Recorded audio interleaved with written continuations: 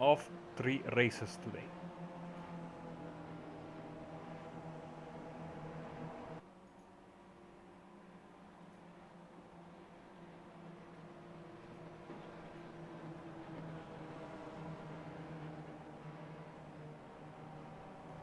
As the pace car takes the hard right and we are racing, we welcome also our viewers on YouTube. Green flag waving in the air, and we are underway for this new season, this summer MX5 Monday Cup, as the 3 result clothing cars take the first corner, maintaining their positions, even though now Carl Hardy has just went past his teammate David Ayres. They are side by side as Craig Jones is pulling away. Scott Malcolm also coming through, making it a 1, 2, 3, 4 for his team, as he is able to get the best of Edward May.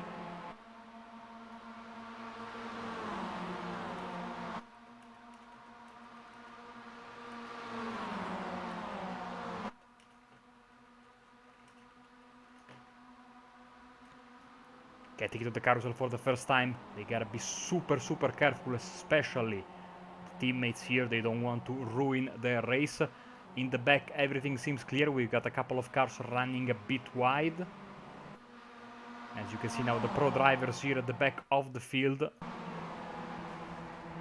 They will start around 20 seconds back from the amateur drivers.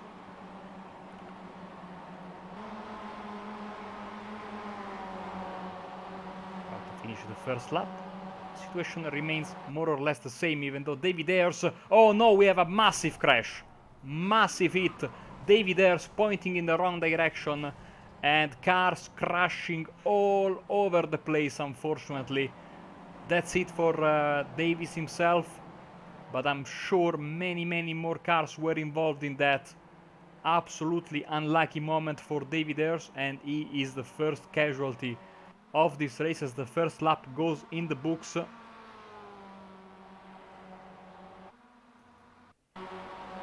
Maybe we can have a clearer view from the blimp of what just happened. Oh, there we go. Contact between one of the Fury Academy cars and the Result Clothing car, and you see drivers dodging left and right. Most of them did a good job in avoiding that, but at that speed, especially when you are in the first lap with such a close pack, it is almost impossible to avoid. And sadly, some of the drivers, Jacolette also has been involved, Steve Cooley has been involved as well. So absolutely an unlucky start of the season for these drivers here. Whilst at the front, Carl Hardy is now the new leader. He's gained 2 places, started in 3rd, now in 1st, and is still keeping Craig Jones at bay. Jess Banks is now in 3rd, Scott Malcolm in 4th, and Rivette is in 5th.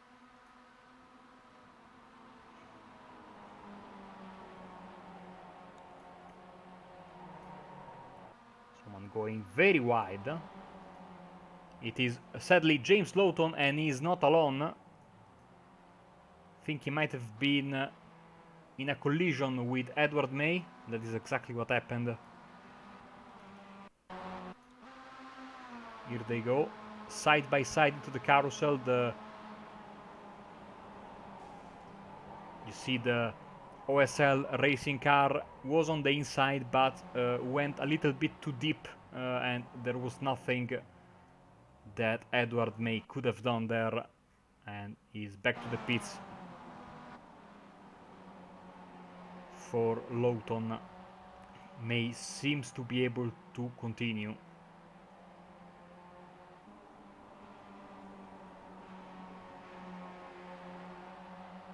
So we have a nice battle here. Basically the top 5 have checked out from the rest of the field. The only one that's been able to keep the pace is Andy Maxwell. You can see him here, he's in his number 5 race car. But the top 5 are running away with it as we are entering the 3rd lap of the race.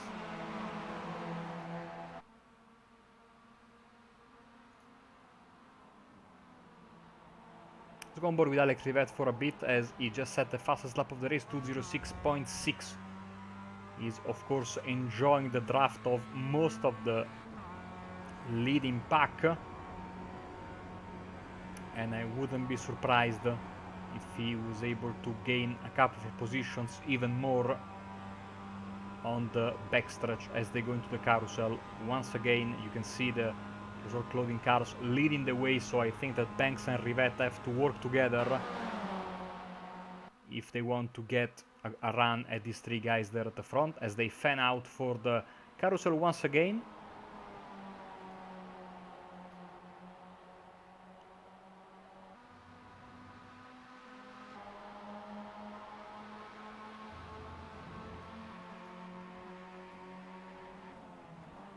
So Malcolm is gone. Now we have a 4-car battle for the race lead.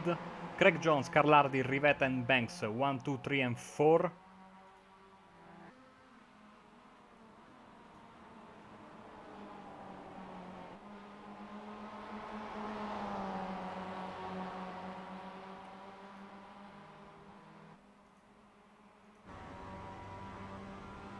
Hardy moving on the inside, trying to make his presence felt, but at the same time Rivette fancying his chances on the outside. Not going to work for him. Banks waiting in the wings as we see in the back May, Moore in a fight for 11 and 12th place. Let's see.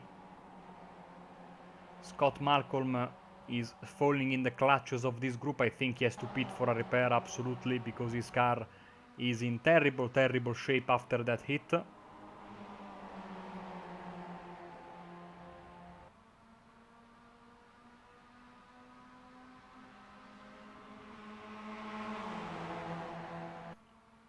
Lap 5, starting right now. Rivette. Oh, contact with Carl Hardy. They managed to save their cars somehow, but I think they will give up the position to Jess Banks, and that is exactly what happens. Jess Banks gets 2 for the price of 1. Side-by-side contact between Hardy and Rivette. I have no idea how they managed to save their cars, which is, good that they saved their cars, but of course now they gave up the spot, both of their positions, to Jess Banks. Jones is the happiest of the drivers because he was able to pull away, but look how much they are gaining on him thanks to the slipstream as they go into the carousel. Once again, the view from up top gives us the chance to appreciate how much they are moving left and right, trying to find a bit of real estate, trying to manage their speed as best as they can. And they have to be smart, they have to be very careful here, because we've seen it already. It only takes a small contact to send these cars flying towards the wall and end your race. And you can see in a couple of corners already Hardy is back to second. Rivette now on the inside of Banks makes the move stick and is back to P3. So Banks shuffled back to his original position, but of course now with 1 lap less to close the gap on the leader. Certainly Jones will be very, very happy about the contact behind. It involved one of his teammates, so I don't think I can be 100% happy, but certainly it's really, really, really helping his cause in getting the race win.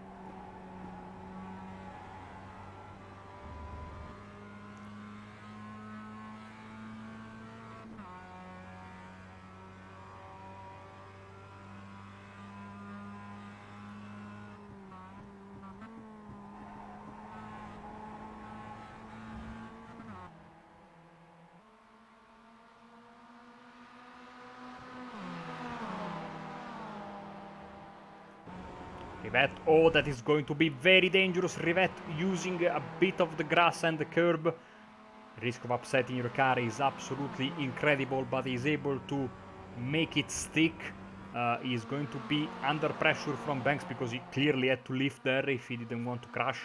And so, Banks now putting some pressure on Rivette. At the front of the field, the two result clothing guys, they are not fighting against each other. They are doing the smart thing. If they want to fight, I think they will have a chance to do so in the final lap. At the same time, here in the back, we see Anthony Ainsworth getting the best of Andy Maxwell and moving up to P5. So, putting Maxwell out of the top 5 in this race. Nice comeback from Anthony Ainsworth. He gained 8 places since the start of the race. And now he goes a bit wide, more than a bit wide. Big damage to his car. That is his race over. Unbelievable mistake from Anthony Ainsworth. Made such a brilliant move there to get up into 5th place. Now he's dropping like a stone. And it's going to be very, very tough for him to bring the car back for the end of the race. Certainly he's going to be many, many positions down compared to where he was just a few seconds ago. Very unlucky there.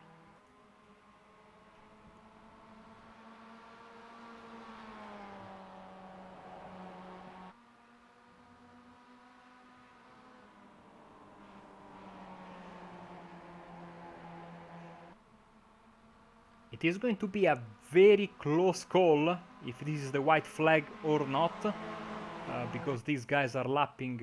Well, I think it should be the white flag, but it's going to be close. And you know, usually iRacing tends to be safe as Jones goes wide, Rivet goes wide, Banks trying to get the best out of this mistake by the year 1 driver. As they are into the S side by side, Ainsworth heads for the pits, so he elects to get the fast repair as the 2 Result Clothing cars battling for the win. Carl Hardy on the outside, the green car, Craig Jones on the inside, the yellow car. They swap positions.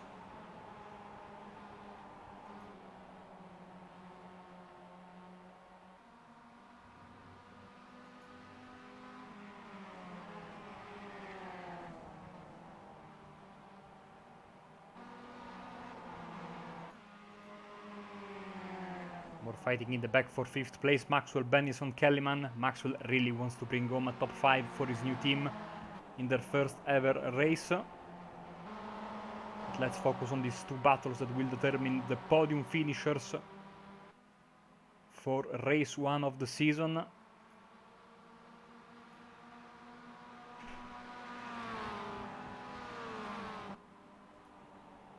Jones is very, very close to Hardy. The question is, will this be the final lap of the race? We shall know in just a couple of corners. So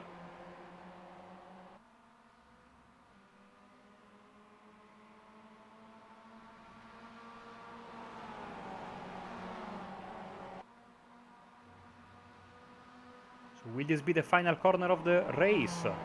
It will. Carl Hardy, your race winner. So, good start to the season for Result Clothing, or maybe I talked too soon. Yes, Craig Jones is the winner. Wow. Alex Rivetti is in 2nd. Jess Banks is 4th. It seemed to me like Hardy slowed down coming to the start-finish line. Let's get a replay of that. That was quite odd.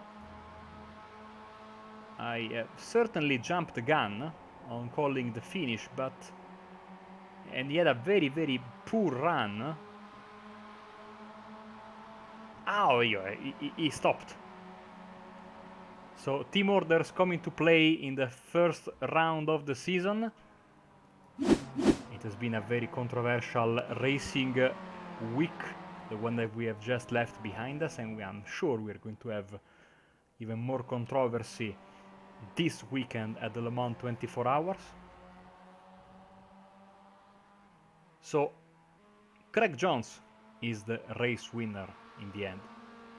Hardy 2nd, Rivet 3rd, and Maxwell gets 5th behind Jess Banks, who finishes in 4th and did a very, very smart race. Jess Banks did. Ayers and Lawton fighting it out for the final podium spot. Oh wow, for the 20th position, and Lawton gets it.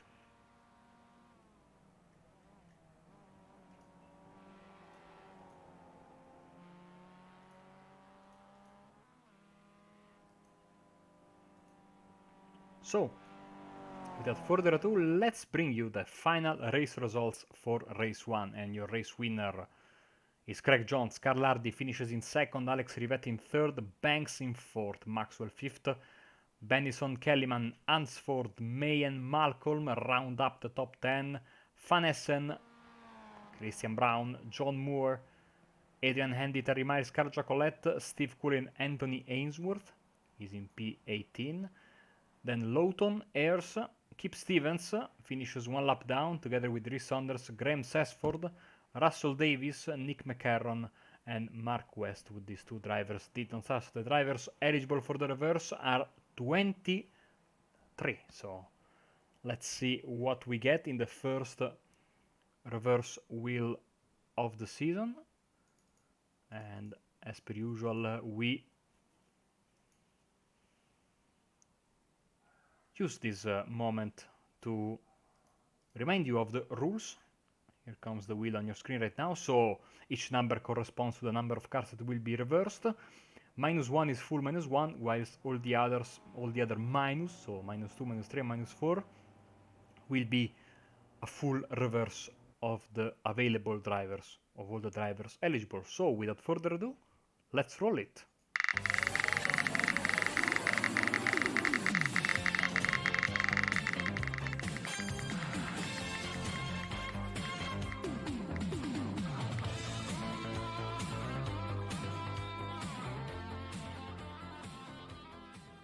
It's gonna be a full reverse, so if I am not mistaken, pole sitter should be Graham Sesford for year 1 racing. So number 16 will start in first place, and whilst we go to a commercial break, I'm probably going to be joined by someone for the second race. And yeah, so enjoy the commercial break, and we'll be back in around 15 minutes time here on Apex Racing TV.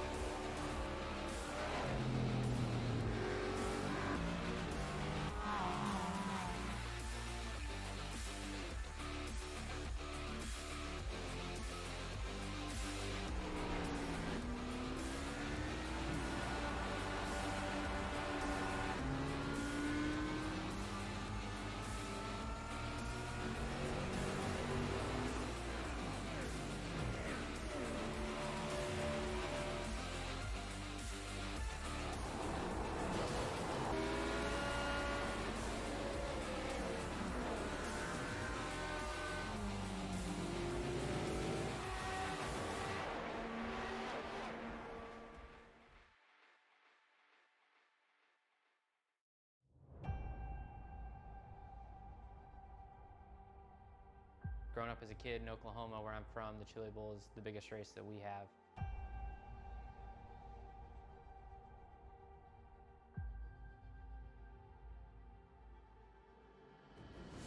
The Chili Bowl has kind of been my favorite race of the year.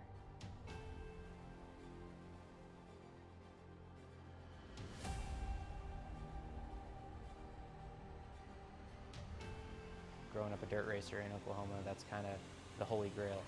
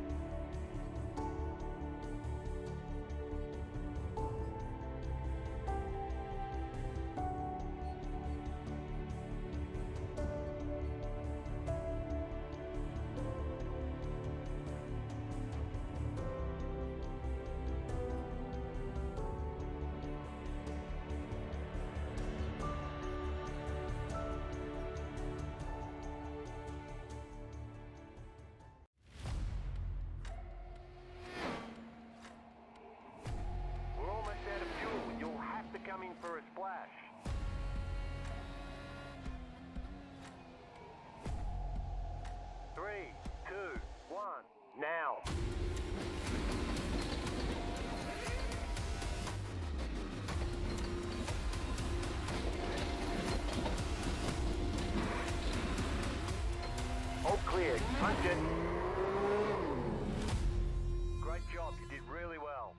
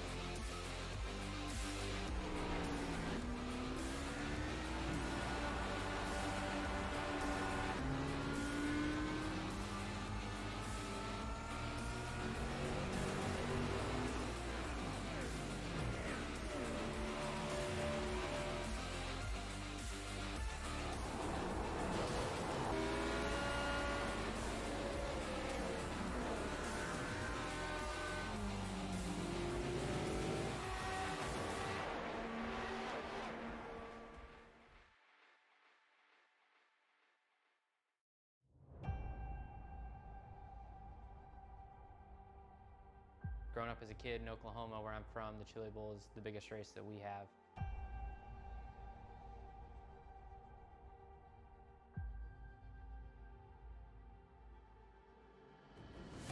The Chili Bowl has kind of been my favorite race of the year.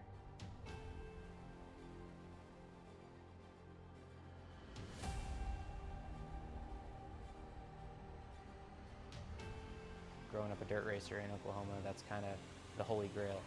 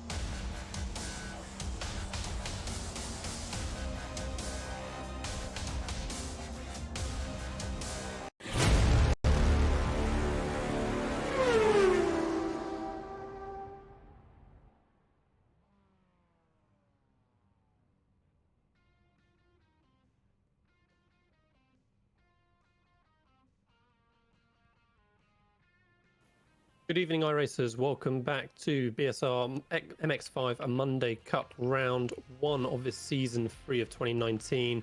Race 2 of the evening. Lee Thompson now joining Marco Balbonera on cameras. And commentator double duty.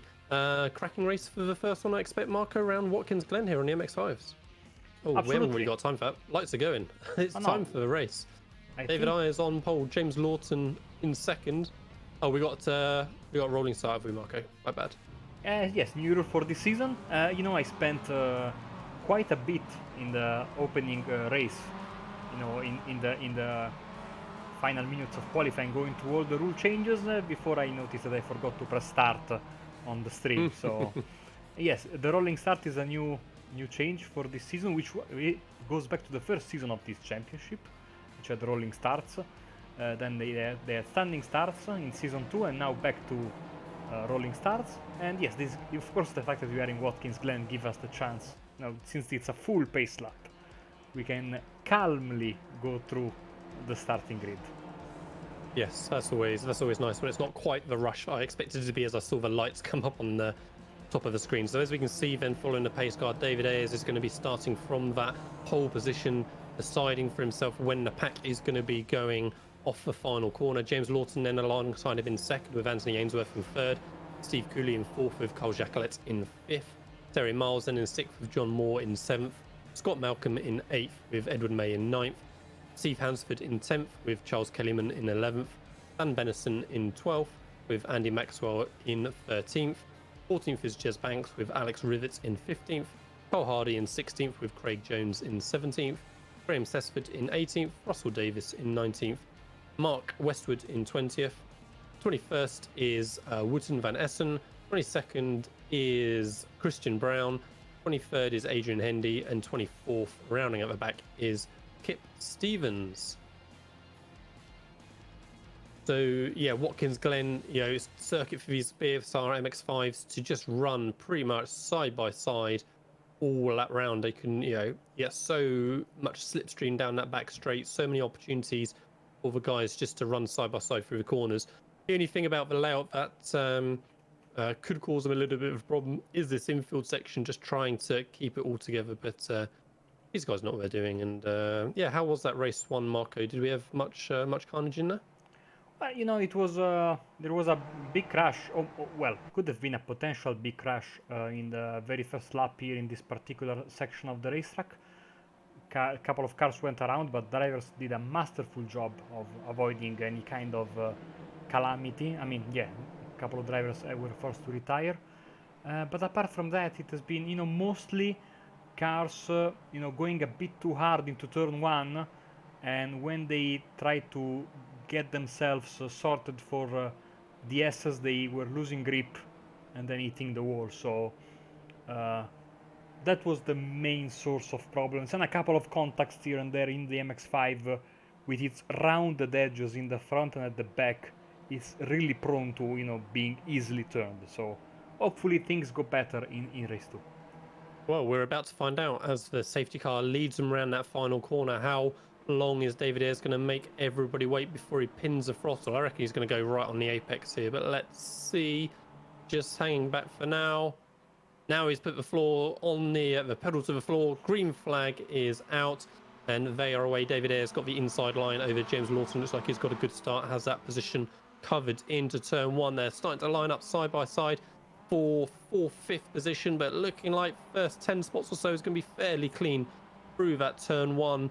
Yeah, battle for position there for 5th place, and Edward May just about slotting in front to hold on to that position for now. Very, very clean start for the first half of the field.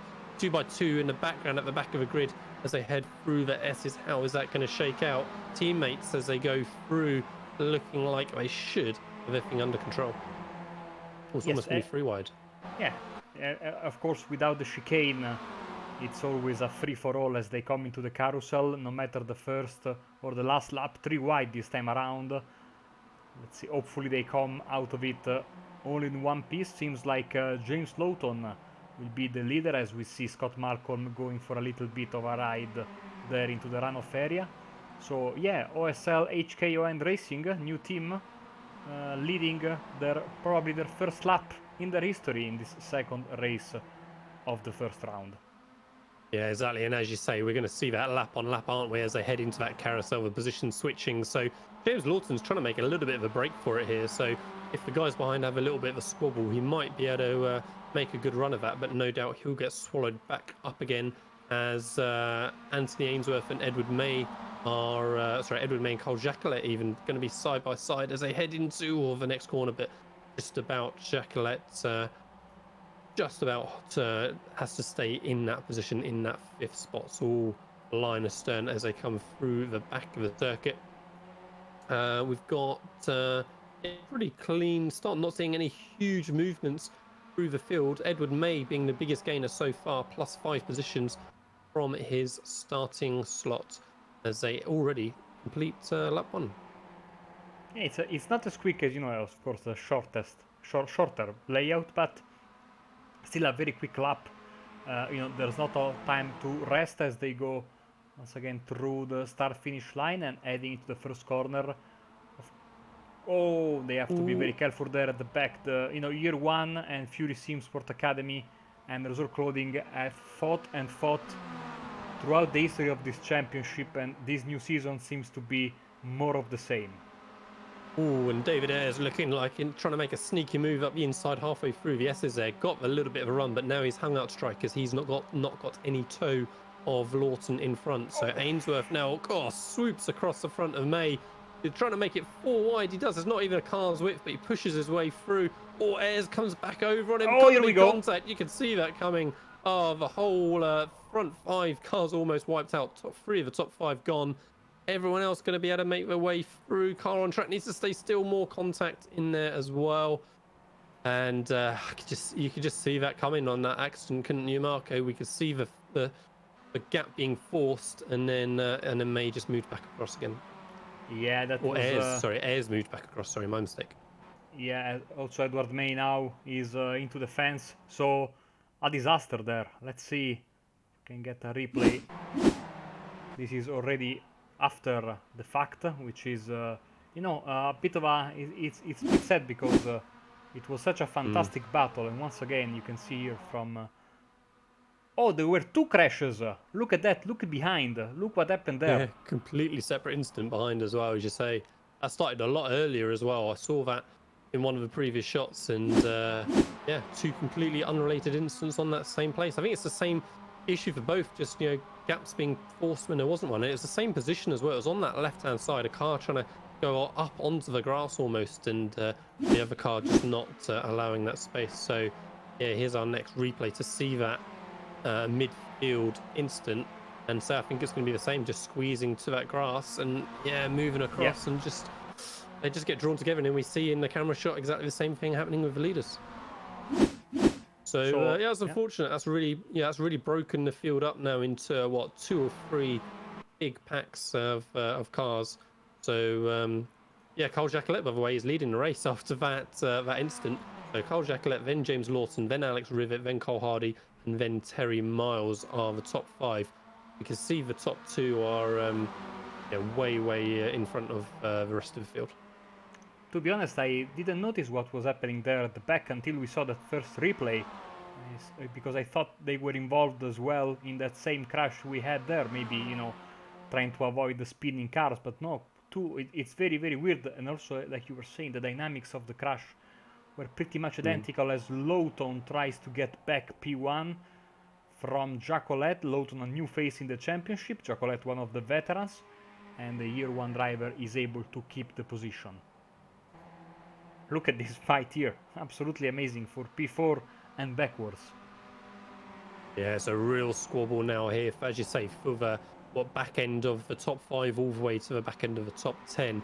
Whole gaggle of the Cessford cars in there, all squabbling away, and one of them goes out onto the grass, spears across the track. So lucky not to catch any of the other cars in that little group, and and the team coloured car there is wiped out. Huge damage in front of that. Obviously, he is done and finished. Yes, his only hope is to get to the pits quickly enough in order to get fast repair and maybe hope to stay on the lead lap, but that is of course not ideal for him. In order to you know, it's tough to stay on the lead lap, especially, you know, it's not 2 minutes lap, but still, you know, it's a long way from where he is basically crashed in the mid part of the lap, and it's a long way to get back to the pits, especially if you have sort of, you know, suspension damage, wheel damage. That car will not drive straight. No, certainly not. So I think I would be parking that. Jacqueline we can still see defending from Lawton as they come through turn one. Lawton just a whisper off the inside curb through turn one, but he's going to get all of that tow as they work their way up the back straight through the S's, and he's going to be challenging Jacqueline into the carousel again this next time by. All these two need to make sure they do really is don't do anything too silly for the next couple of laps. Don't get drawn somehow back to the pack behind, and then they can fight it out on that last lap or two maybe. But here comes Lawton already then. Jacqueline moves to the inside, covering off that line as they head towards the carousel. Lawton isn't quite going to get enough of an overlap to make the move before the corner, but he might just try and hang in there round. But no, he just kind of backs off a little bit, tries to get the cut back into fact. But Jacqueline does a good job to hold that tight inside line and doesn't allow the opportunity for Lawton. So yeah, it looks like these two may be relatively sensible for the next couple of laps, as I say, which seems the way to go to me. And then sling it out on that last lap maybe. Cars behind have closed a little bit. So last time I looked, Alex Rivet was 5.5 seconds back. Now it's more like 4.5 seconds. So for sure they need to try and keep the pace up at the front. Yeah, I mean, as we see, yeah, this fantastic battle here. Still, these guys fighting for 4th place and backwards. You know, in a championship like this, it's so unusual for the leaders to have such a big gap over the rest of the pack. So hopefully they will make the most of it and have a, you know, clean fight until the checkered flag. Yeah, so we can see the battle box showing us there that we've got these 5 cars all battling for that 4th position as Benison over Maxwell then as they come around through the hill. And in fact, going to be struggling now is Maxwell to defend as well. Oh, a little bit of movement there through the middle of the corner, just pushes out Hardy a little bit. And Hardy might struggle now from Banks. And in fact, yeah, Banks looking like he's going to move ahead, takes the inside line. So yeah, Hardy looking like he was going to challenge for 6th, ends up in 8th temporarily. And it's about to be 2 more cars in that battle as well. There we go, right on cue. The battle box updates and shows us a couple of extra cars in that group now. So yeah, it's going to be a group of 7 very, very quickly. Yes, as the pro drivers are coming through, Brown, Stevens, Von Essen, they are starting, 20 seconds back. Oh, as Craig Jones, I think, is, a very promising, driver that, of course, always there fighting for the win. I think, yes, he toes back to the pits, and that's it for his second race. A change that we've had since last season, race 2 and 3, following the procedure of the Pro Series will be based on laps and not on time. In the past, we have had all 15-minute races in this championship, but now they're using the same format as they do the first race with time, and then based on that, they do the rest of the night on laps, as Lawton is really looking good. Let's go on board with him for a second and see his lines as he tries to follow, like I said, the veteran of the series car, Jacqueline. Yeah, he really got all over the back of Jacqueline through the carousel that time by, didn't he? I thought he was going to maybe give him a little bump and run, but it didn't quite happen as they worked the way onto the boot leading up to the hill next. You can see that Jacquelette's got almost a second gap. Timing screen shows 0.8 of a second. And just at the last braking marker here on the left, down a couple of gears, try and turn in quite early on this one. There's a little bit of camber. And get on the power early, let it draw out wide. Jacqueline not using all of the track on exit up ahead. Tricky corner this one as we go over the crest. Back of the car wants to step out, but these MX5s are going to be fairly stable. And we can see how tricky that inside curb can be as Lawton just clips that inside curb and loses him another 0.2 of a second just in that one corner. It's going to be just a little lift, I think, through this last corner. Not a downshift. Let's listen. Yeah, no downshift, so just a little bit of a lift as they go through that final corner. And again, these guys they don't look like they're really pushing it. They were nowhere near the outside wall on that final corner, not getting up on that exit curb at all.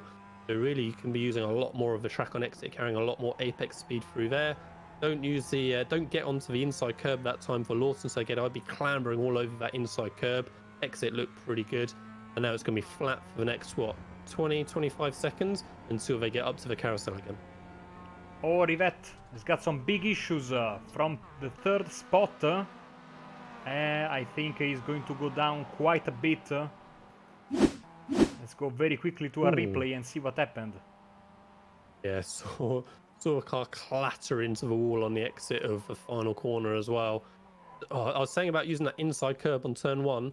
Just, yeah, that wasn't a huge amount too much to be fair, but just a little bit less than that keeps the car pointing forward, and we could see how damaged the car is now as it's crabbing all the way down the back straight. Doing a good job keeping that pointing forward though.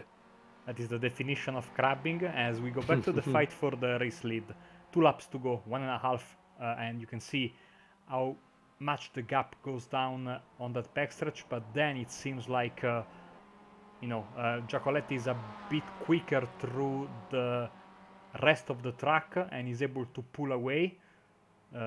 So it's going to be important for Giacoletti to keep it cool and keep it clean, especially here. He knows he's going to lose time on the front stretch and especially then on the back stretch, but if he can drive like he has been driving for the past few laps in the middle part of in the middle and final part of the racetrack, he should be in a very good position to bring home the race win in race 2.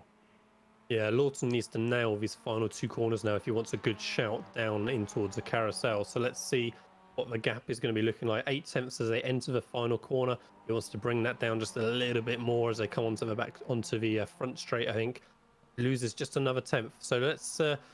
It's all about this turn 1. He needs Giacoletti to have a little bit of a scruffy turn 1. Lawton to really nail it to give himself a real good shout as they come into the carousel at the back straight.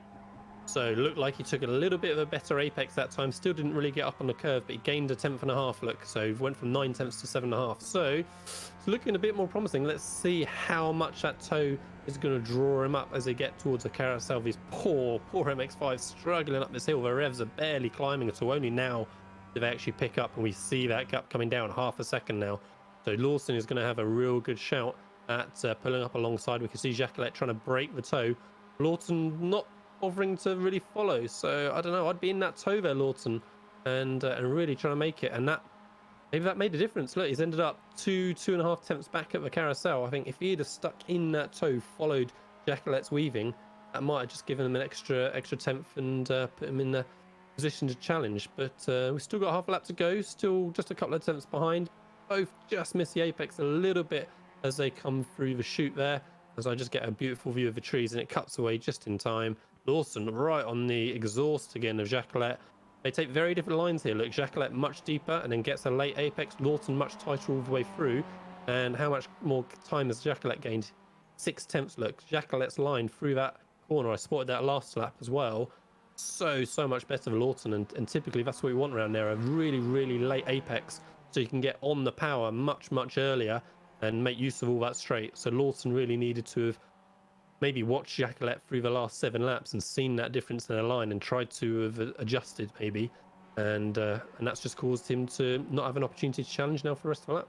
So Giacoletti, great job protecting it. Absolutely, I was a bit puzzled by what you were saying. Lawton not following the car in front of him on the backstretch, and that corner there going up the hill really makes a difference, and Giacoletti I think can be very happy with himself. Yep, and good driving for both of them. Yeah, we didn't see any mistakes really from either of them. They got through that incident at the start. Lawson certainly kept Giacoletti honest, and looks like Lawson's happy with that. So great for him. Maybe he just didn't want to risk an incident as he went for the win. Looking very busy here as they battle for those last podium spot and top 5. But I don't think there was any changes of position over the line. Henderson and Maxwell, then Hardy, then Cooley.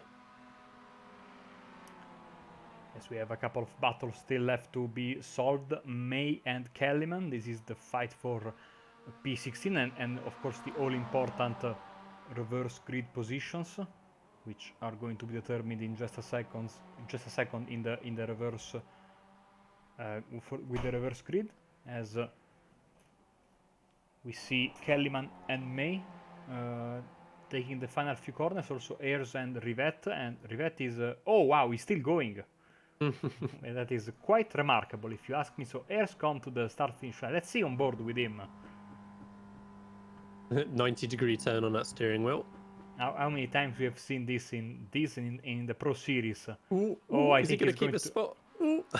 I don't think he's. Oh, Nearly. He tried his best. he will finish in 15th. 16th is going to be Kellyman. Scott Malcolm is also coming in the final corner. And the other two drivers, we are waiting for John Moore and Steve Ansford. And then we will be ready to give you the final results for race 2.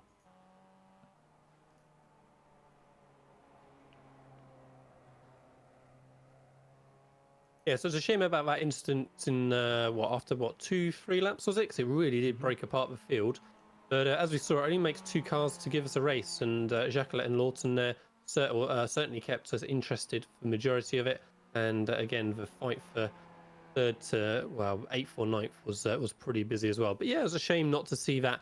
You really get that pack racing, don't you, at Watkins Glen, where they all just sit in that train as they head down the back straight. So maybe look forward to seeing that a little bit more in the final race of the evening.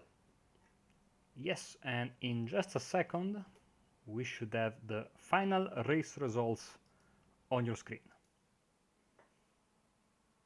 And they appear. Carl Jacqueline, as we saw, taking the win.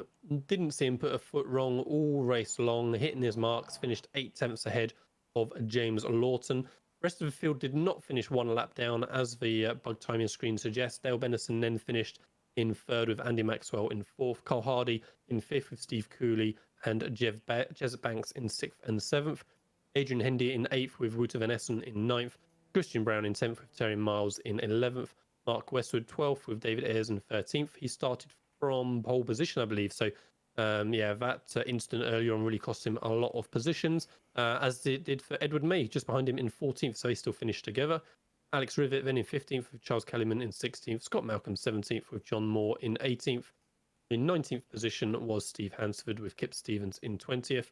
Russell Davis, Graham Sessford, Anthony Ainsworth, and Craig Jones taking up final 5 positions on the result sheets.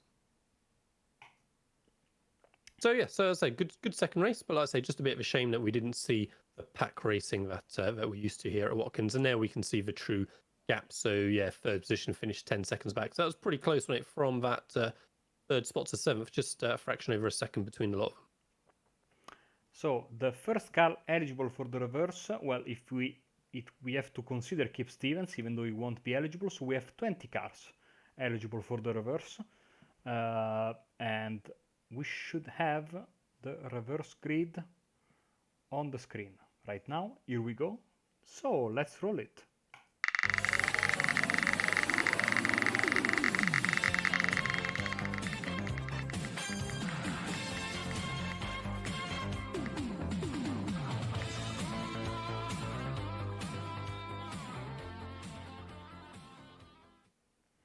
Well, it's going to be a full reverse, which means not Kip Stevens, but Steve Ansford will start from pole position, and behind him we should have John Moore, Scott Malcolm, Charles Kellyman, and Alex Rivet rounding up the top 5 for race 3.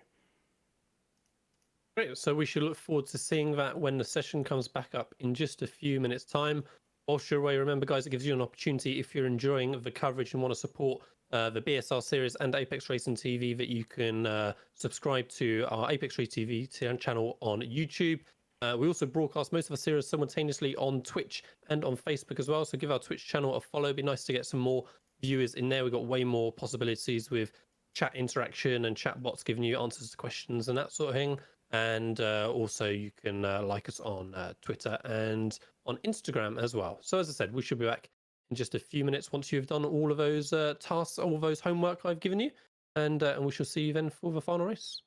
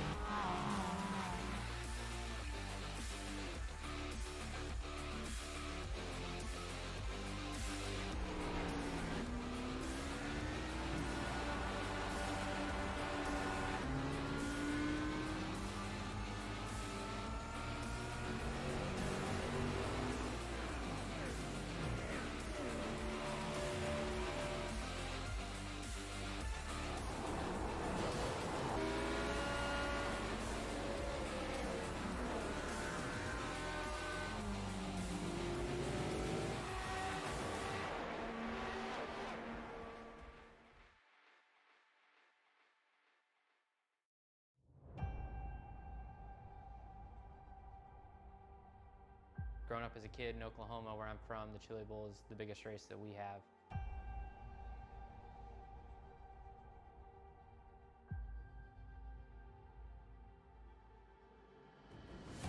The Chili Bowl has kind of been my favorite race of the year.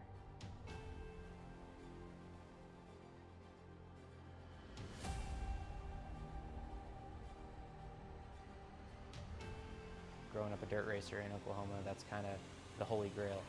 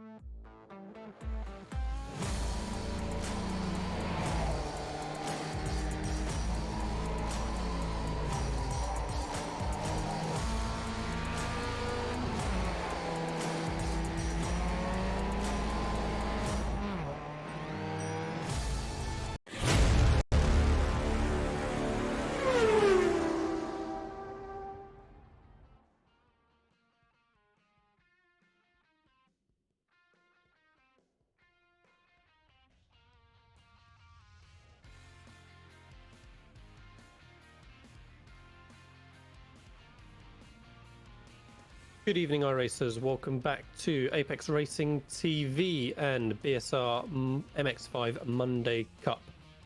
Still, we are on round one of the 2019 Season 3 season and a race 3 of the evening. You can see the guys in the background pulling away for their formation lap behind the safety car.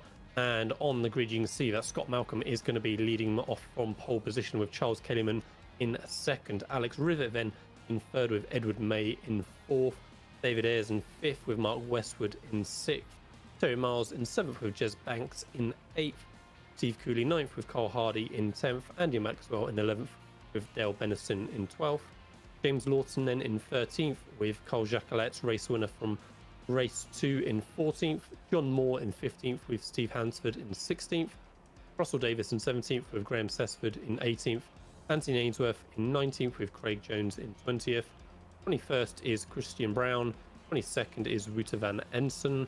23rd is Kip Stevens. And 24th is Adrian Hendy.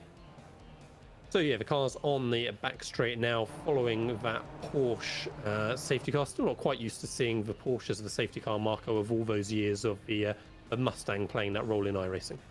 Absolutely, and something that is really shocking me, and you will see now on the camera, you see Graham Sesford, driver for Year 1 Racing, and in what can only be described as a massive surprise between race 2 and race 3, Fury Simsport, big rivals of Year 1 Racing in the past few championships, have unveiled their new sponsor, and the new sponsor is, if I can get a good camera shot, Year 1. So Year 1 now is sponsoring Fury Simsport. They have a new livery, and to quote BoJack Horseman, this I think is a crossover episode, if I'm not mistaken. That is it's gonna be confusing, but it's a very exciting partnership. You can see now a good look at the livery for Fury Simsport Academy there, and I think they're also using that same livery tomorrow in the Pro Championship. We know also that Year 1 are providing costume flip-flops for one of the teams involved in the 24 Hours of Le Mans. I think it's the Privateer, I think the Ben Keating Privateer team with the Ford GT. I saw those flip-flops are absolutely fantastic, and now, you know, they are sponsoring also.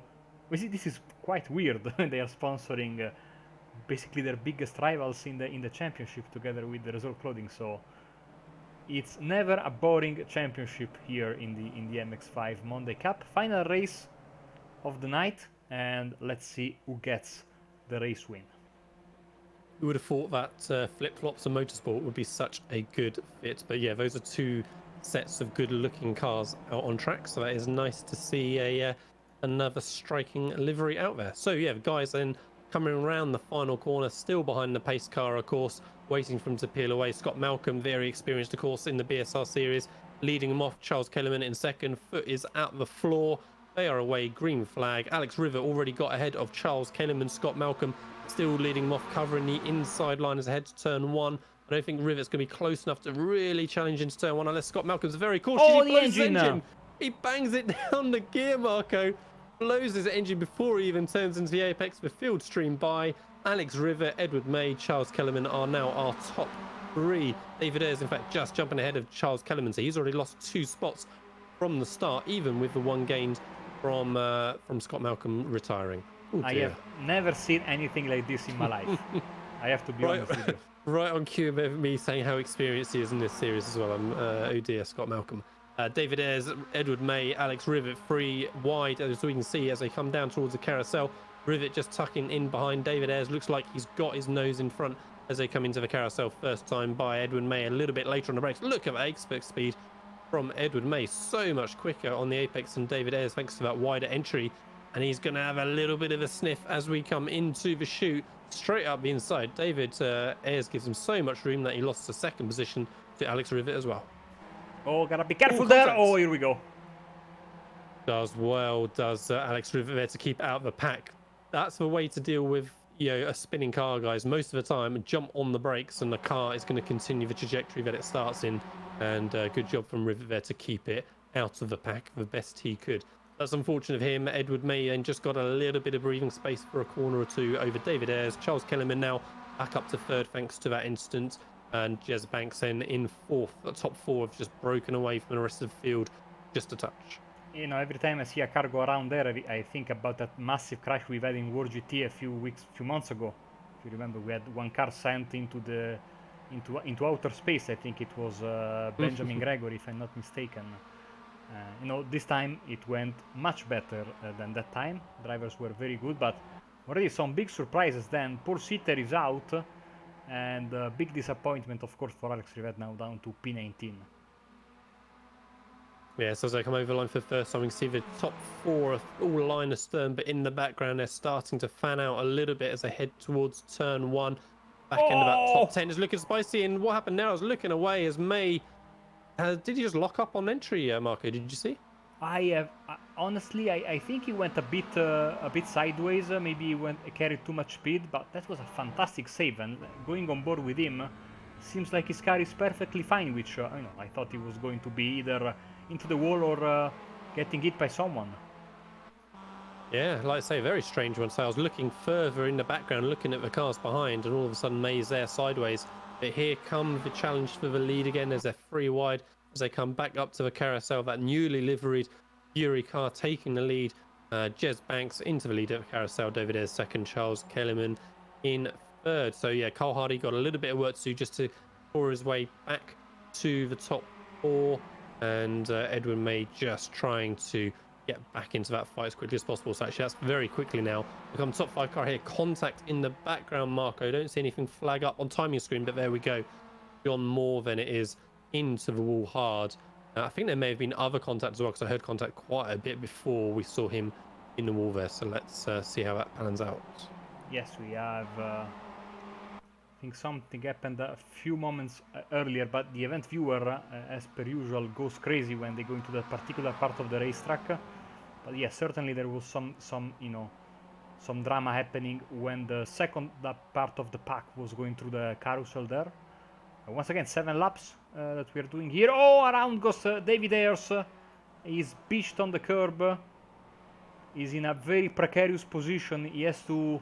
He can only wait. Now I think he can move if job. he hasn't beached himself. Oh, but he's still waiting. He's playing the safe game. But sadly, as someone goes around there. I don't know if he's beached or if he's. Doesn't look like it. Yeah, it looks like he's just sat there, right? Rear wheels are on the curb. So yeah, it's just sat with his brake lights on. So very good from trying to be cautious. Like I say, it did look like there's 1 or 2 gaps he could have gone for, but we would certainly prefer it that way than just reversing straight onto track, because we see, as we do see at times on a service like iRacing. But yeah, that was unfortunate. So yeah, lots of unforced errors we've seen at the start of the race from the front of his. So Scott Malcolm destroying his engine into turn 1. Alex Rivet, no, I've forgotten already who it was. Edward May, was it, who had that issue into turn 1 a second ago, and now Alex Rivet there as well. So yeah, very strange from the guys. Little bit of a clip there from Charles Kellyman, and that is, I think, one of the worst places where you can, spin in this particular racetrack, because Off you have, camber. yeah, no idea or if someone is coming, and you have the guardrail. So unless you have someone spotting for you, you are a sitting duck there. Edward May, super quick on entry into carousel. I didn't think he was going to be able to hold a tight enough line to avoid clattering into Kellerman, but he managed it somehow. Takes over that second spot, sweeps over the front of the nose. Kellerman there, and Kellerman now is going to be under lots of pressure from Cole Hardy. Cuts across the front of Cole Hardy's nose. Cole Hardy now got the inside line though as they come into the toe. About all that camber you can use around that corner to try and drag the car around. Good move from Cole Hardy there to get that position on Kellerman, and the Fury cars there are now looking like they're going to start squabbling between themselves as well, and they do. Edwin May moves out on Jez Banks. He's got the inside line. Jez Banks allowed that through a very compliant teammate, but as I say that, just misjudges the apex speed of Edward May having the tighter line on entry and gives him a little tag from behind. So it was fair driving on the approach, but just a misjudgment there, I think, with the apex speed. You don't want to scratch those newly minted Hardy. liveries, Ooh. I thought Cole Hardy was going to get his nose up the inside into the penultimate corner there, but there's just no braking zone or anything, so you've got to be right up alongside. Sensibly tucks in behind. So how are we looking? Biggest mover in the top 10 is Craig Jones, gaining 12 spots from his starting position. Anthony Ainsworth just behind him has gained 10 as I see cars in the background on the front straight into the wall. 3 cars have made contact there. It is Anthony one Ainsworth. was a complete innocent bystander as well. So yeah, unfortunately for Ainsworth, I was just saying how he'd gained 10 spots, and on cue he makes contact on the exit. So perhaps we'll get a view of that to see what it happened. And right on cue, Marco provides, tries to make an audacious move round the outside of the final corner, and it looked like it was sorted really. Just unfortunately, Ainsworth just came a little bit too far to the right, kind of after the corner. It felt like he could have kept it straight on the edge of the track and he would have been safe. 3 wide for the leaders into the carousel.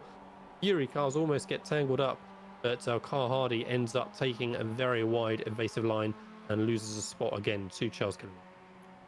Yes, so these 5 guys are absolutely fighting it out. There's not a lot of time left, and any of these 5 drivers can realistically win the race, but of course we know calamity is always around the corner, especially when we have so many MX5s fighting close to each other as they go once again into the secondary part of the lap. The two Fury Sin Sport drivers first and second, Kellyman the lone privateer in third, as we have maybe a move for fourth, Hardy still in front of Giacoletto. Yeah, like I say, these top 5 all looking pretty even at the minute, but we will see how that develops in the last couple of laps as Jez Banks a little bit wide through the corner there, and Edward May got a great run on him, but just decided to tuck back in. It is probably one of the trickier corners on the circuit going through turn 9. We said a minute ago it's kind of on the crest, off camber as well, really aggressive inside curb, and if you just get it misjudged a little bit on entry, then you can be in all sorts of trouble. As Hardy looks to move out on Kelly, gets the overlap. He's not quite going to be in a position to get May as well. I don't think, not enough of a braking zone into there, but he gets Kellyman into turn 1. Nicely done from Hardy. Kellyman's going to be under pressure now from Carl Jacquelet, race 2 winner as well. Yeah, what a great view of the front of Carl Jacquelet's car as he follows him up the S's. We can see the elevation that's gaining as they work their way up to the back straight, and now the track drops away ever so slightly again. The two Fury Sim Sport cars side by side again, and Cole Hardy has got a great run back there in third as well. See how quickly he's gaining. He's going to challenge for the lead, I think, as they get to the carousel.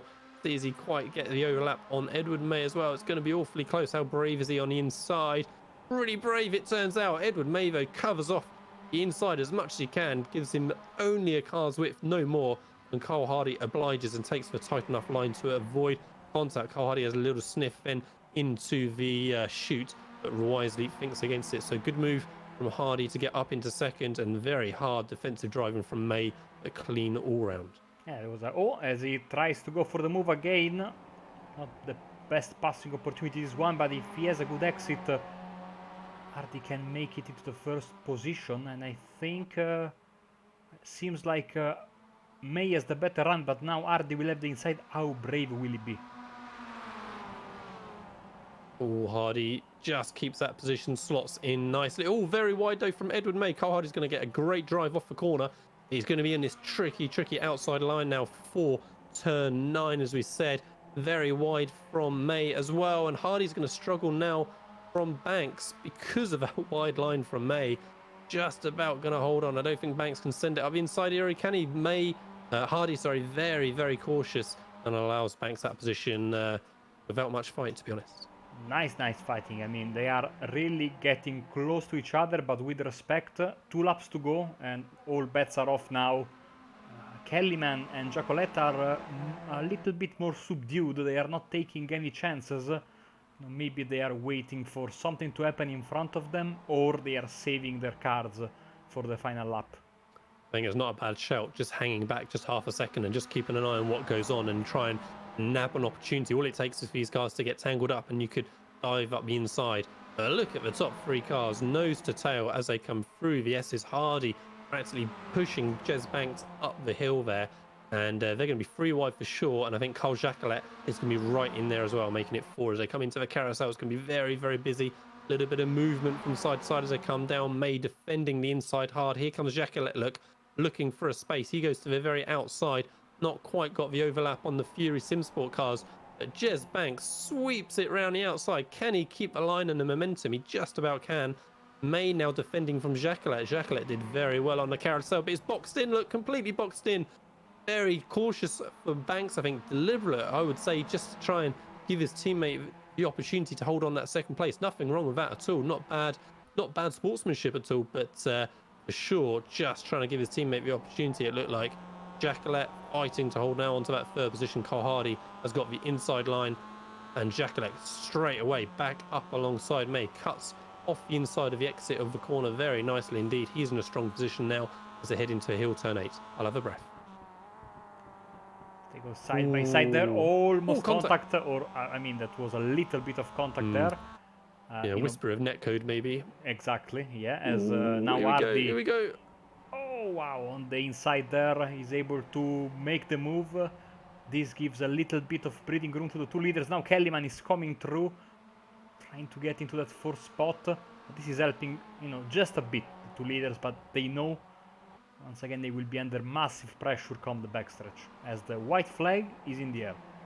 All right, great job on that lap, guys. Good hard racing, but there was nothing silly going on. No big incidents, no real contact. Let's manage that for one more lap. Here they go, fanning out then.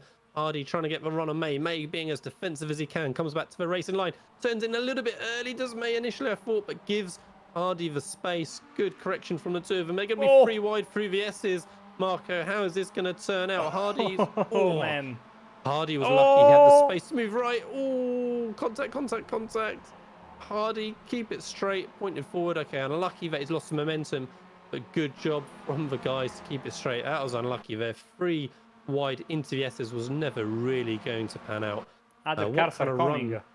Yeah, what kind of run now has Jacqueline got on Jez Banks ahead to the carousel? Jez Banks certainly thinks he needs to defend. Here comes Jacqueline, moves to the outside. How deep is he going to be? He's super quick going in, but can he keep momentum going around? He can, Carl Jacqueline looking strong. Jez Banks only matching him on the exit. Jacquelin's now got the high ground as they come into the chute, turn 6, but misses the apex completely. Allows Jez Banks to come straight back up the inside. Missed opportunity for Carl Jacqueline there to take the position. And can Jez Banks do now what Jacqueline couldn't do on the previous corner and hold that inside line? He can. Jacqueline can't get that late apex. Jez Banks looks like he should get the drive off the corner. Final few corners, seems like it's going to be one of Banks, Chocolate or May to get the win as they go side by side. The Fury Scene Sport car has the inside. Ooh, little bit of contact there. More contact and they're both off. Oh, wow. So Edward May inherits the lead. Kellyman then inherits second position. Cole Hardy for now in third. We'll have a look at that incident again in a minute, but let's just concentrate on these last couple of corners before we think about what happened now. Edward May looks like he has got this sealed up very nicely. Thank you indeed. Kellyman did exactly what we said, just held back that little bit and allowed everyone else to squabble ahead and gained, 3-4 positions on that last lap. Cole Hardy looks like he's going to hold on to that third from Craig Jones all of a sudden from nowhere, challenging for fourth. Edwin May takes the win. Kellyman second, Cole Hardy third. Great race from the guys there, but they couldn't quite manage that last clean lap, Marco. I said, didn't I? Penultimate lap was good and clean. Can they get one more clean lap? And they couldn't. 2 big contact moments on that final lap. Yes, as we have, I think, Adrian Handy, one of the pro drivers, having some issues, but let's go very quickly. So my prediction, looking at the sorry, Marco, my prediction on the replay here is Jez Banks squeezes Jacqueline much too much on the outside. Let's see if my initial thought was correct. There's plenty of space, look, and Banks just comes straight across them, I think. Be interesting to maybe get a camera, if we can, Marco, kind of in front of those cars so we can see him coming towards us. I don't know if you've got one easily selectable, but it just looked like Jez Banks could have left the space and just came across. It'll be tricky to see from this position maybe, but yeah, look, I think, it's difficult to tell from that angle, to be honest, but it looks like Jacqueline was, 1 foot or 6 inches from the yellow line, like for the good few meters beforehand. And Jez Banks just, it didn't look like he had to track out. It looked like he could have held that tighter line and just tried to cover him off. And an easy mistake to made, but yeah, here we go. Jacqueline then, outside line. He's on the outside of the track now, and Jez Banks comes across, I would say. So, nothing malicious. It's just one of his racing incidents. But yeah, unfortunate for the two there. It was a good race up to, well, it was a good race no matter what, but a good race up to that point. Yeah, sometimes it happens in a racing when you have that kind of contact. The cars tend to morph into one another, and they get sent. They tangle together, and they get sent. Too bad, because these two guys deserve to win, but in the end, to finish first, you first have to finish, and Edward May, I think, will be delighted with his race win and to bring his newly minted livery into victory lane at the first time of asking. Speaking of which, we should have the final race results on the screen. Yeah, I'm sure the sponsors on that new Fury Sim Sport car will be very happy with the coverage they got in that race 3 up the front of the whole race long. Edwin May, as you say, taking the win in the end from what is recorded as half a second from Charles Kellyman. doing a good job, as we say, as a privateer. You look at all the teams around him there. All there's plenty of numbers up there. Do you know what I mean, of teams? So they're working together, and yet Charles Coleman, as the privateer, takes that second position. So good job from him. Carl Hardy then in third with Craig Jones in fourth. Andy Maxwell in fifth with Dale Benison in sixth. Graham Sessford in seventh with Carl Jacquelet in eighth. Steve Cooley ninth with Christian Brown. First of the pro drivers in 10th. Wouter Van Essen then in 11th with Mark Westwood in 12th. Adrian Hendy in 13th with David Ayres in 14th. Alex Rivet in 15th with James Lawton in 16th. Russell Davis 17th with Scott Malcolm in 18th. 19th was John Moore with Terry Miles in 20th. Anthony Ainsworth finished in 21st with Steve Hansford in 22nd. And then Jez Banks did not complete the lap, it seems. He finished recorded a lap down, as did Kip Stevens. So, yeah, a bit of a frantic end there, Marco, but it's kind of fairly typical racing for Watkins Glen. You know, it really does invite these cars to run side by side through long sections of a track, and inevitably you're going to get some contact at some point. Yeah, you know, it's the way this works. Watkins Glen is always a track that, first of all, it's a track that everyone knows. Everyone is always bringing their A game, because it's one of those racetracks that, you know, basically, if I am not mistaken, judging by the statistics, it is the most owned track in iRacing after the free tracks. So in some of the series, it is also considered a free track for their track rotation. For example, I think of the Spec Racer Ford. They consider this one, just like Okayama and a lot of basically a track that everyone owns. So the drivers know this track very well.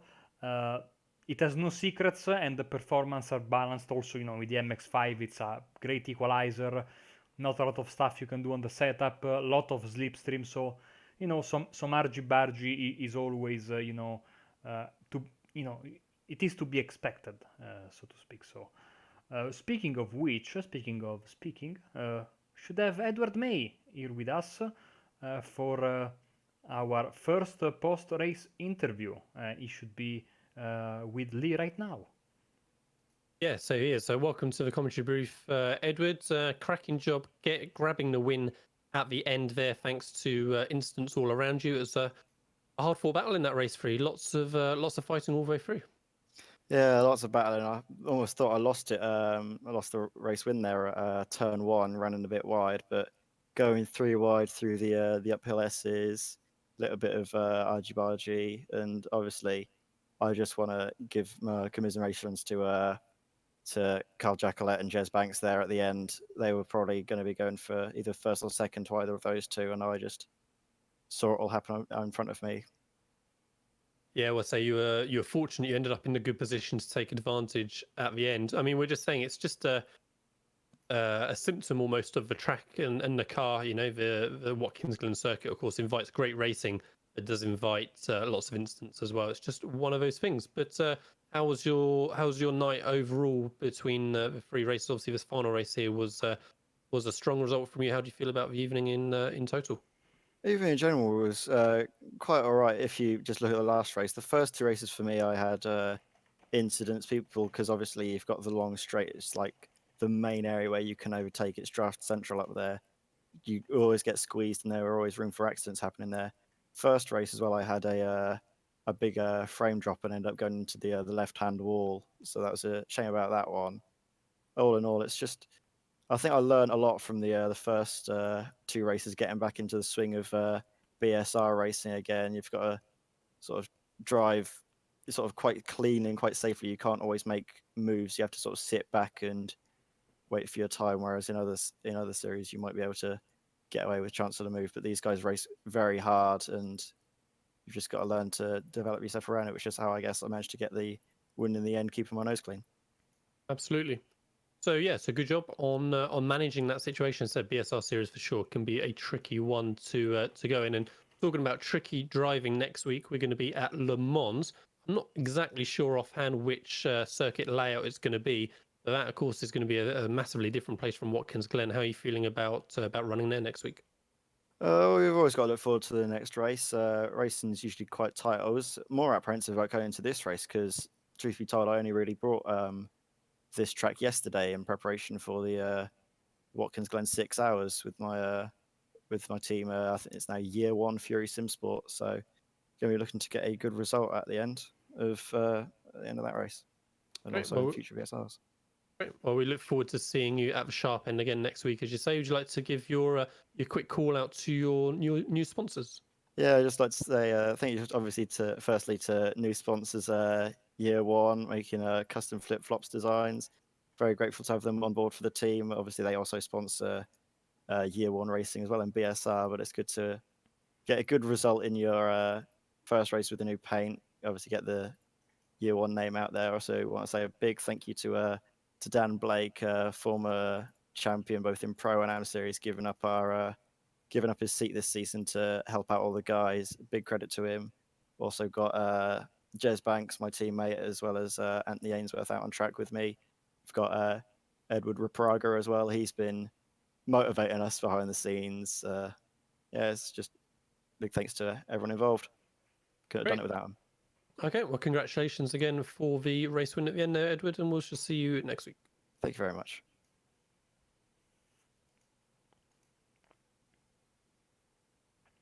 Okay, let's have a chat with Scott Malcolm now. Hello, Scott.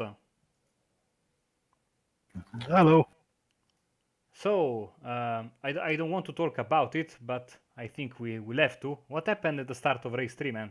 Because that was quite unusual. I've never seen anything like this. I locked my brakes up. No, just stupid rookie mistake. Just slamming down the gears too quickly. Got a new shifter, so I'm just starting to get used to it. Nah, that should never have happened. I should never be doing things like that.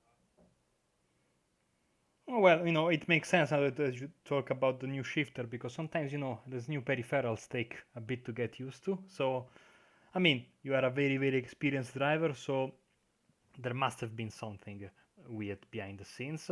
But apart from that, has it been, getting back to competition after the, 1 week break that you guys had for week 13?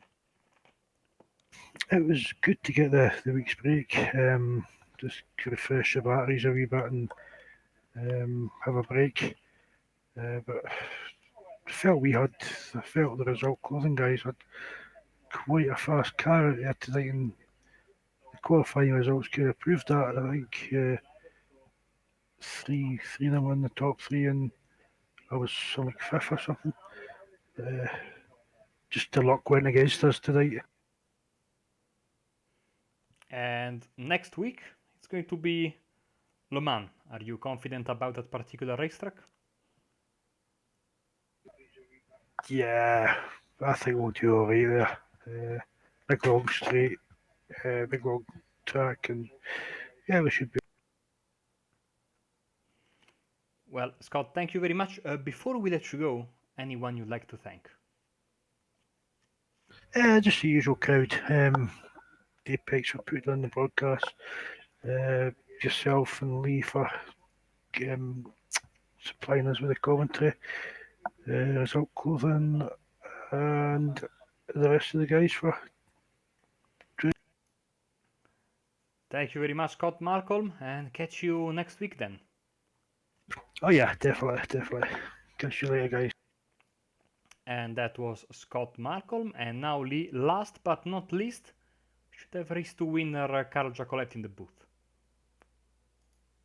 Evening, Carl. Welcome to the booth.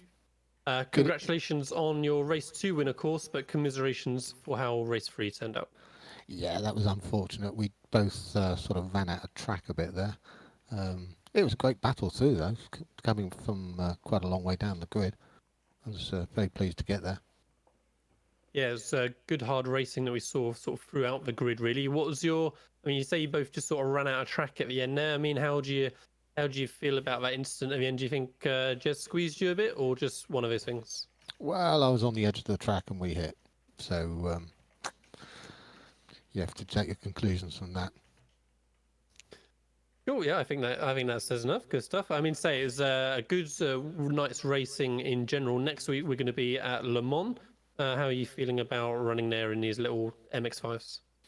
Well, that's going to be fun. That's going to be a bit like what was that race at Silverstone with the? No, it was Monza, wasn't it? The slipstreaming battle with the closest finish ever. Yeah, it could be like that.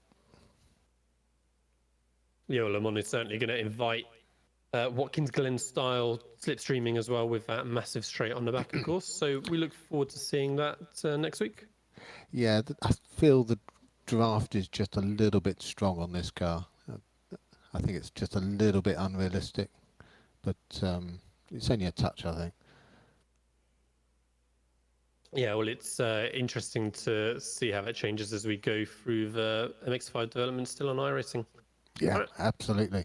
And if we get that new tyre model that they're using on the Skippy, I mean, that is just fantastic. That's a beautiful little car now. If that tyre model comes on this, I am so looking forward to it. That would be brilliant. Absolutely brilliant. Good. Well, I'm sure we all look forward to seeing that as well, then, Carl. All right, thank you very much. We'll see you again next week. Thank you very much, Lee, and thank you for your commentating. Welcome to BSR. Thank you. I've come and gone at different times. Did you want to give a quick shout out to anyone, sorry, before you go? Big shout out to the sponsors year one with the flip-flops. And if anyone wants to quote Jackalette42 on their order, they'll get a 10% discount. Excellent. Well, I'm glad I gave you the chance to say that before I finished up, Carl. Thank you. Get the plug in. Yeah, Thank you exactly. very much. Cheers. Bye-bye. See you next week. Bye. Right, Marco. So if we can just get Carl out of the channel so we lose that echo. There we go. Now I can hear myself speak a little bit clearer now. Just unfortunately the feedback coming through on that one. But hopefully everyone got the gist of what was being said. So yeah, good night's racing, Marco. As I say, obviously missed out on viewing race one. Sounded a little bit more instant prone maybe than the next two. But as I say, Watkins Glen, you always know what you're going to get here. Some big instants and some big racing as well. Yes, absolutely. No, it was a good start of the season. Usually when you come back, even though it's only a 1 week break, it's still it takes a little bit of time to get back into the groove of things, because the kind of racing you get in BSR series, it's very unique. So you need to get back into that groove. Seems like the guys are already in a good mood and in a good groove. There was some great battling. Shame about the crash, especially in race 3. But can't wait for next week, because Le Mans is going to be fantastic. And with the start of the MX5 Monday Cup, it means that basically, yeah, it's officially season 3 for us and Apex Racing TV as well, because we have the full program of shows starting once again from tonight and going on for the next 3 months, basically, because all the series are back. We are just waiting for the World GT and V8 Supercars to come back later this month. But apart from that, all the other series are good to go. Yeah, absolutely. Let's very quickly have a run through the week before we disappear, then do our due diligence, if you like. So as you say, later on tonight we got Rikmatech. So for those of you staying up late or in different time zones, yeah, Rikmatech SCS is going to be starting tonight at 1:15 British Summer Time. Broadcasting is going to be Alex Simpson with brand new commentator to Apex Racing TV, Jonathan Simon, maybe well known to others as Johnny Simon from his very well-known podcast. So it'd be great to see Johnny joining the team in Rikmatech there. Tomorrow morning, then we got the official IMSA series being broadcast by Scott Newton and commentated by Daniel as well. No VRS Sprint series coverage this week, so check up on that next week, Tuesday, 7 o'clock, for the official VRS Sprint series. And of course, we got BSR MX5 Tuesdays. Tomorrow night, again, Alex Simpson broadcasting with Chaz Davis commentating alongside. Sim Racers World then on Wednesday night, 2000 BST. Our very own Marco doing comms with Sam Fitzpatrick. BSR TC then, Thursday night, 2015. Original Apex Racing TV commentary team of Adam Bath and Andrew Woodhouse, of course, leading the comms for our flagship series there in the weeks. That would be great to see the BSR TC running again. Just a little bit of a break for Sim Racers Asia. We are waiting to get confirmation if they are coming back for next season, but big changes I hear for their schedule, different cars, I believe, as well. As you say, Marco, just waiting for the V8s to come back as well, so no V8s this week. And then World GT, as you say, for Monday nights are going to be a few weeks away. Yeah, so that's our week of racing on Apex Racing TV and iRacing. Again, I'll just give you a little bit of homework to do if you can, guys, before we come back to our next stream. Subscribe to us on YouTube if you enjoy the coverage. We can get some more followers on Twitch. That'd be great. We can get some chats going in there and get some use of the more interactive features we've got available there. And remember, we also broadcast most of our streams on Facebook as well. So give that Facebook page a like. And you can also give us a follow on Twitter and Instagram to keep up with any news and go live notifications. So that'll be our broadcast done for tonight. BSR MX5 Mondays, as we say, at Le Mans next week. We'll look forward to that. Thank you very much, Marco, for doing the camera work and hanging on solo for race 1 as well. And we shall see everybody again next week.